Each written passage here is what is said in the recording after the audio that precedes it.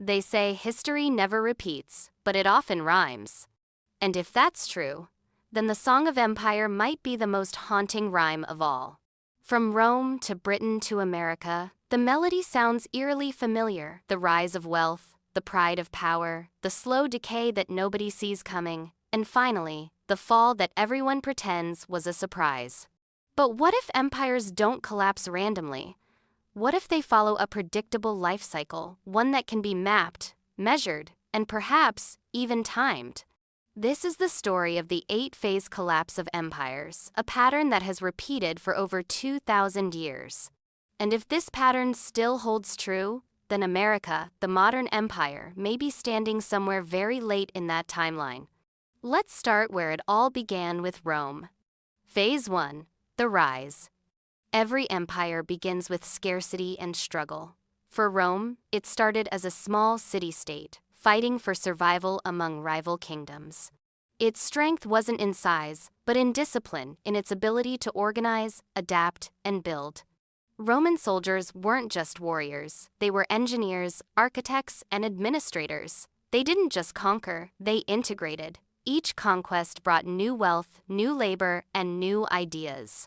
As the empire expanded, the economy transformed. Trade routes spread across the Mediterranean. Silver flowed in from Spain, grain from Egypt, and luxury goods from the East. For a time, this system worked perfectly. Rome's prosperity seemed unstoppable. But hidden beneath that growth was the first crack: dependence on expansion. The Roman economy relied on continuous conquest to feed its machine. New lands meant new slaves, new resources, and new tax revenue. But the moment expansion slowed, the machine began to starve. Phase 2. Prosperity and pride. With wealth came complacency. The Roman elite no longer led from the front lines, they ruled from marble palaces. The Senate, once filled with men who fought in battle, became a stage for speeches and bribes. The empire's military evolved from citizen soldiers into paid professionals, loyal not to the republic but to whoever paid them more. Economically, Rome began spending far more than it produced. The influx of wealth inflated prices, landowners grew richer, and common citizens became poorer. Sound familiar? The same story unfolded centuries later with the British Empire. By the 19th century, Britain ruled 1/4 of the world's population and controlled global trade. London was the financial center of the planet. But like Rome, the British system relied on expansion and extraction. Colonies supplied raw materials, while Britain exported finished goods. The empire's wealth was real, but its balance was fragile, dependent on constant global control, and a navy that had to stay the most powerful on Earth. Phase 3. The corruption of values. Every empire begins with principles: freedom, duty, honor, or faith. But as wealth grows, those ideals twist into something else. In Rome, virtue turned into vanity. In Britain, nobles who once governed colonies for the civilizing mission began exploiting them for profit. And in America, the early ideals of liberty and hard work slowly gave way to consumption and speculation. Economies once built on production shifted to financialization, the creation of wealth not through making things, but through trading, leveraging, and debt. In Rome, emperors began debasing their currency, mixing base metals into silver coins to fund endless wars and public games.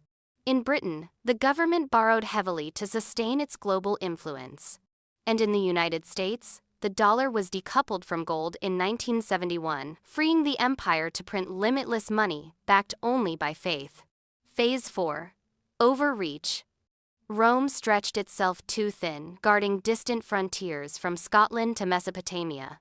Britain's navy policed the oceans, defending colonies it could barely afford. And America built more than 800 military bases in over 70 countries, spending more on defense than the next 10 nations combined. But overreach isn't just military, it's economic and cultural. When an empire controls global trade, it begins to believe it's invincible. Rome imported luxury goods it no longer produced. Britain relied on colonial labor it no longer understood. And America outsourced its manufacturing to cheaper countries, building an economy that consumed everything and produced little. Phase 5. The Divide. As prosperity concentrated at the top, inequality exploded. In late Rome, senators and elites owned vast estates, while the poor relied on state handouts, bread and circuses to keep them quiet.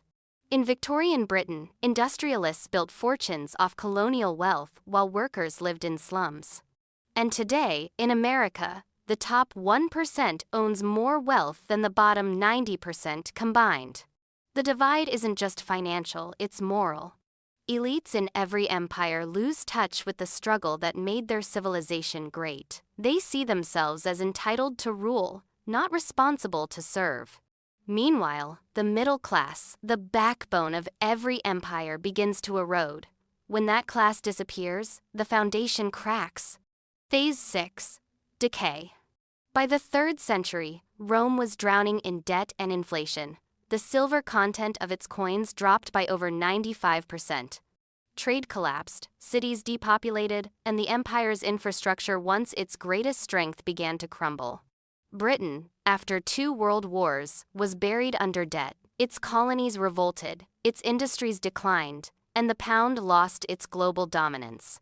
And in America, the warning signs echo through every statistic: record debt, declining life expectancy, political polarization, and a currency losing trust worldwide. Empires rarely die in explosions. They rot slowly, from within. The decay is cultural apathy replaces ambition, entertainment replaces education, and comfort replaces courage. When a civilization begins to mock the very values that built it, the end is no longer far away. Phase 7. Crisis and collapse. For Rome, it was the barbarian invasions, though they were more symptom than cause. The real enemy was internal decay. For Britain, it was the Second World War, the final blow that forced it to hand global leadership to a rising America. And for America, the next crisis may already be unfolding, not as an invasion, but as a financial reckoning. The United States owes over $34 trillion in national debt. Interest payments alone are now one of the largest expenses in the federal budget. Global confidence in the dollar, once unquestioned, is slowly eroding. Nations are trading in alternative currencies, hoarding gold, and building parallel systems to reduce dependence on America's financial power. Every empire believes it can print, borrow, or legislate its way out of decline. Rome tried price controls and tax hikes. Britain tried austerity and devaluation. America tries quantitative easing, creating money out of thin air to delay the inevitable. But history shows that when trust in money evaporates, collapse accelerates. Because money is not just paper, it's faith. And when faith breaks, so does the empire. Phase 8. The reset. After the fall comes silence. Rome fractured into feudal kingdoms. Britain reinvented itself as a smaller, humbler nation. And America still, the world superpower, stands at a crossroads. The reset phase is both destruction and rebirth. When an empire collapses, it clears the ground for something new, for innovation, for reform, for rediscovery of old values. But the transition is brutal. Currencies crash, institutions fail, and generations suffer. It's the price of ignoring the warnings that every empire before us has already written in blood and debt. So, where exactly is America in this cycle? Some historians argue we're in the late decay phase, still powerful, but rotting from within. Others say we've already entered crisis, where financial shocks and social division can no longer be contained. Consider this. The average lifespan of a great empire is about 250 years. Rome lasted longer, Britain lasted shorter, and America, born in 1776, is now approaching that same fateful age. Of course, no pattern is perfect. Empires are shaped by human choices, but the cycle is eerily consistent. It begins with strength built on sacrifice. It ends with weakness born of excess. And in between, every empire follows the same road, from courage to comfort, from discipline to decadence, from builders to bureaucrats. The historian Alexander Fraser Tytler once wrote that great civilizations go through predictable stages. From bondage to faith, from faith to courage, from courage to freedom. From freedom to abundance. From abundance to complacency. From complacency to apathy. From apathy to dependence. And from dependence, back into bondage. It's not a prophecy, it's a pattern of human behavior.